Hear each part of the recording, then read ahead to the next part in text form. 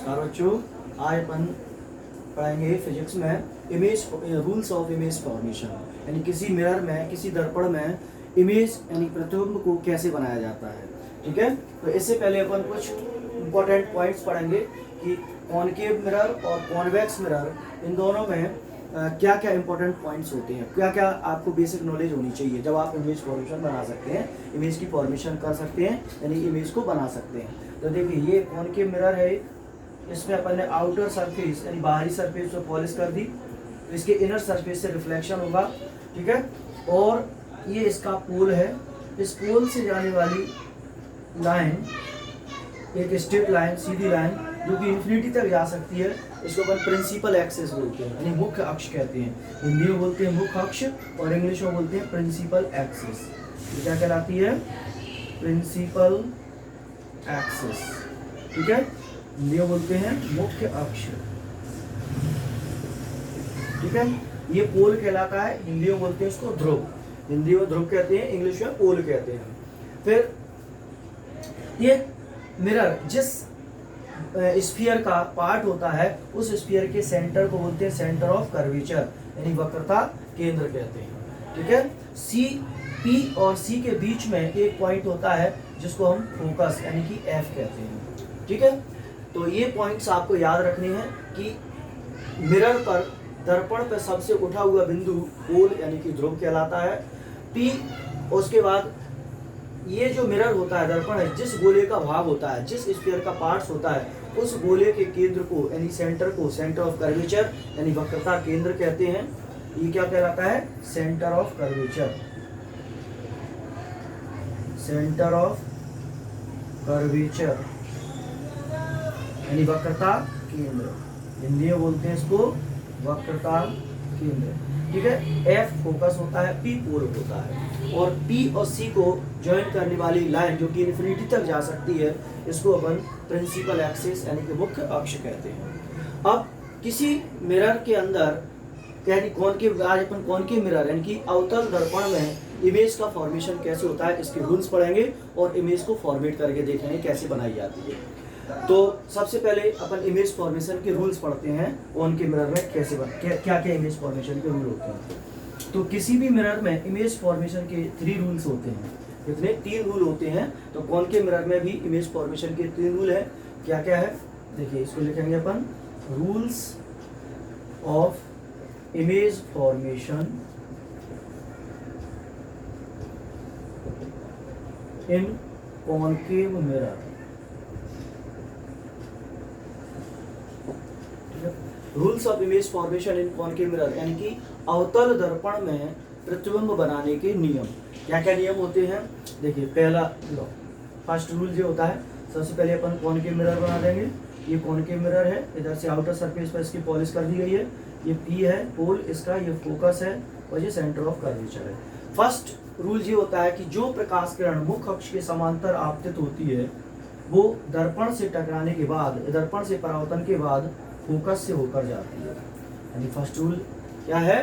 पहला नियम क्या है, हिंदी में पहले समझेंगे। पहले, ऐसी प्रकाश किरण जो मुख्य अक्ष के समांतर आती है, दर्पण से परावर्तन के बाद फोकस से होकर जाती है, यानी कि a ray coming parallel of principal axis after reflection it is passes through focus.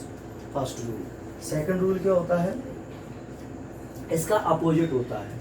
मतलब पहले अपन ये बना लेंगे, मिरर बना लेंगे। ये कॉनकेव मिरर हो गया, ये पॉलिश कर दी, ये प्रिंसिपल एक्सिस, ये प्रिंसिपल एक्सिस है, ये पोल है, ये पोल है, और ये फोकस है, ये सेंटर ऑफ कर्वेचर है। इतना आपको पहले बनाना होता है।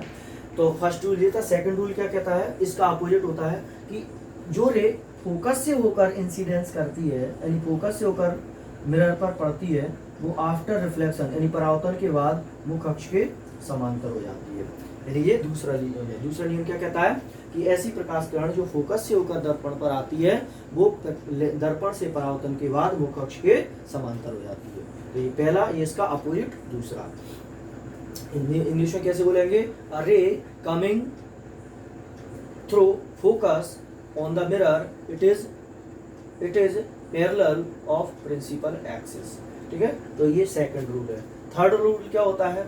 थर्ड लॉ देखिए, इधर देख लीजिए, थर्ड लॉ में क्या होता है, देखिए ये आपने ये मिरर बना दिया, कॉनकेव मिरर, ये प्रिंसिपल एक्सिस, ये पोल, ये फोकस, ये सेंटर ऑफ कर्वेचर।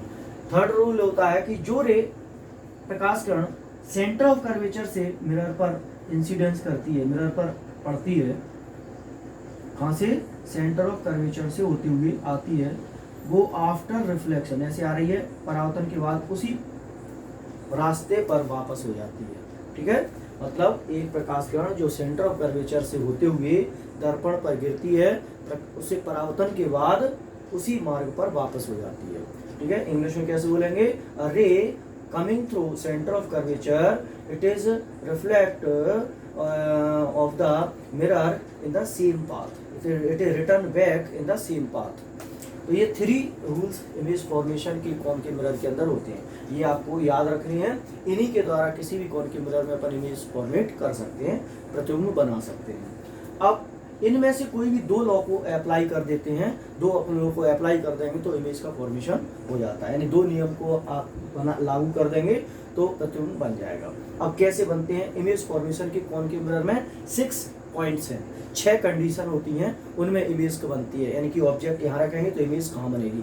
ये एक टेबल के फॉर्म में है, आप याद रख लेना, आपको टेबल बनवा देंगे कौन से, लेकिन एक एक करके पहले अपन इमेज फॉर्मेशन बनाते हैं, उसके बाद आपको नेक्स्ट वीडियो में टेबल बता देंगे कि कहाँ इमेज रखेंगे तो कहाँ इमेज, कहाँ ऑब्जेक्ट रखेंगे तो कहाँ पर इमेज बनेगी, फॉर्मेट होगी।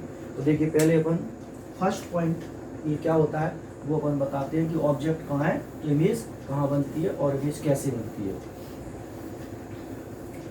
पहली कंडीशन है कि जब ऑब्जेक्ट इन्फिनिटी पर होती है, अनंत पर होती है, तो इमेज फोकस पर बनती है, यानी प्रतिबिंब पर बनती है। कैसे बनाते हैं, देखिए जैसे ये हो गया एक कॉनकेव मिरर, यहाँ पर इसमें पॉलिश कर दी जाएगी, ये प्रिंसिपल एक्सिस है, ये पोल है, ये फोकस है, ये सेंटर ऑफ कर्वेचर है। अब जो इन्फिनिटी पर ऑब्जेक्ट होती है, मान लीजिए ऑब्जेक्ट यहाँ रखी है, इन्फिनिटी पर होती है, तो इससे जो रे आएंगी पैरेलल रे आएंगी, वो आफ्टर रिफ्लेक्शन कहाँ से आएंगी, फोकस से आएंगी। एक रे नीचे की साइड से आएगी इधर से, ये भी आफ्टर रिफ्लेक्शन यानी परावर्तन के बाद फोकस से होकर जाएगी।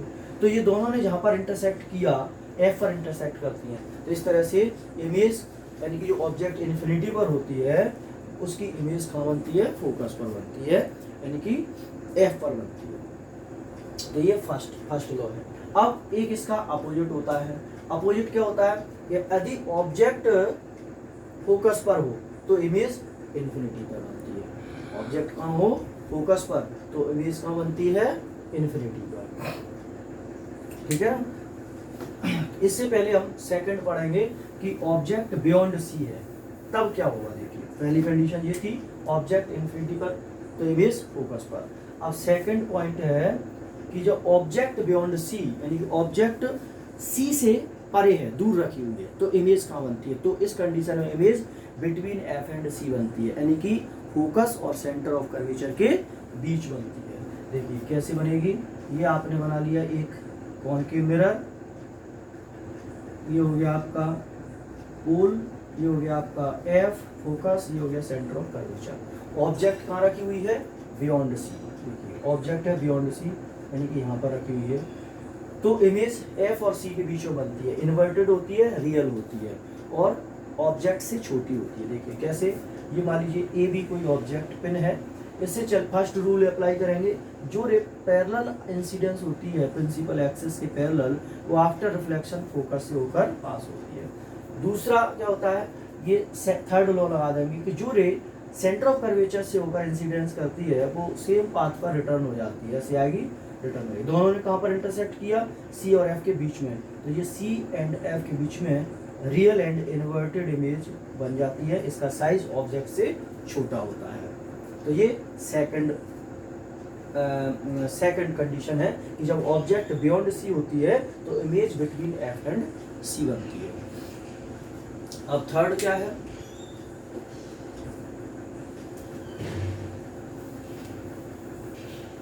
थर्ड है object at the C, object centre of curvature पर होती है तो इमेज भी सेंटर ऑफ कर्वेचर पर ही बनती है, लेकिन जितनी साइज की ऑब्जेक्ट होती है उतनी साइज की इमेज बनती है।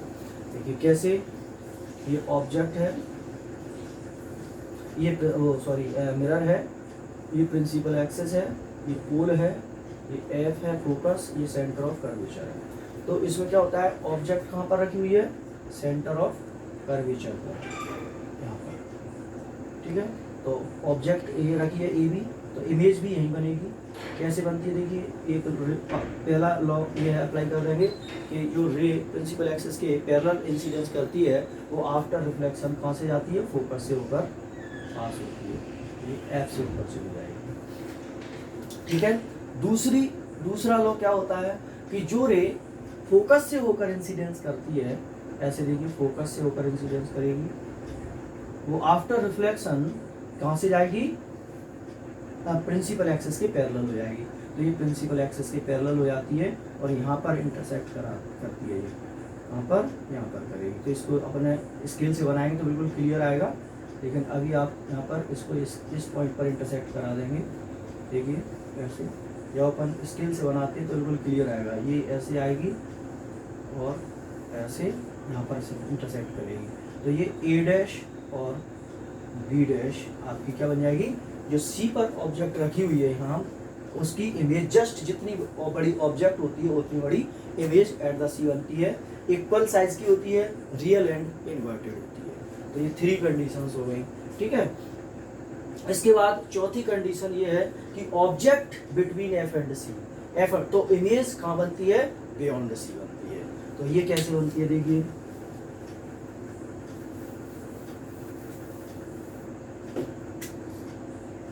ये हो गया आपका मिरर, ये प्रिंसिपल एक्सिस पी, ये एफ और ये सी।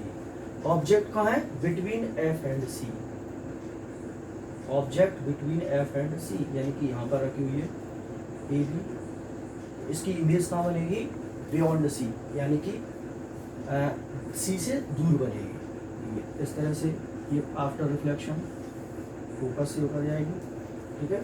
और दूसरी जो रे आएगी वो कहाँ से, एफ से होकर वो आएगी, एफ से होकर जाएगी, और जो एफ से होकर जाती है वो आफ्टर रिफ्लेक्शन पैरेलल हो जाती है, ये पैरेलल हो जाएगी और यहाँ आकर इंसिडेंस करेगी।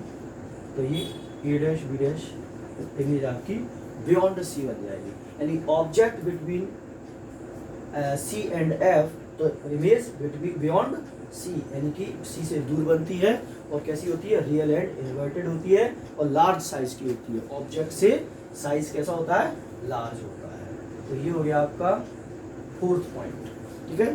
तो ये 4 कंडीशंस में आपको इमेज फॉर्मेशन आपको बता दिया है। इसके बाद 2 कंडीशंस और है, वो हम आपको नेक्स्ट वीडियो में बताएंगे, और उसके बाद आपको कॉन्वेक्स मिरर यानी कि उत्तल दर्पण में किस तरह से इमेज का फॉर्मेशन होता है ये भी बताएंगे, ठीक है। ओके, धन्यवाद।